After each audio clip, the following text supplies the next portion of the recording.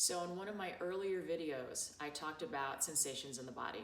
And today I want to talk about emotions. Emotions are a very natural and powerful part of our experience. Some of the emotions we feel can be heart-opening and wonderful, and some of them can serve us not so much.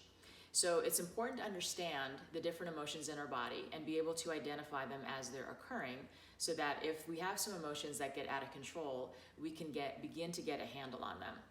So say we have an emotion like anger, and anger isn't necessarily a bad emotion. As a matter of fact, I would consider not labeling emotions as good or bad, but it is a natural and a very powerful emotion that we all have. Anger actually can be the catalyst for change. So there have been some really good things done in the world because people were angry and they wanted to change things and make them better.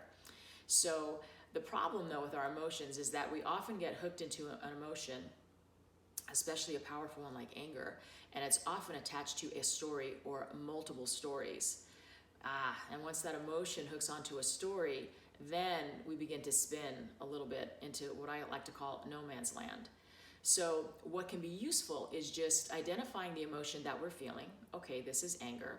And let's say maybe like I can feel anger right here. I might even put my hands on my diaphragm to soften that area a little bit, and also just bring awareness to that area. And by putting my hands there, that actually accentuates the area a little bit. Notice my breath. And now I'm removing myself a little bit from the attachment to the emotion and the attachment of the story, because I'm giving my mind a job.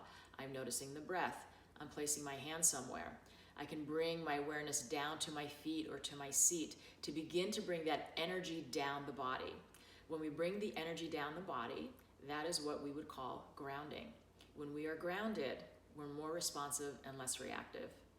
So I invite you to try identifying your emotions and then trying to bring the energy down the body by noticing the breath and focusing the awareness on the feet and seat.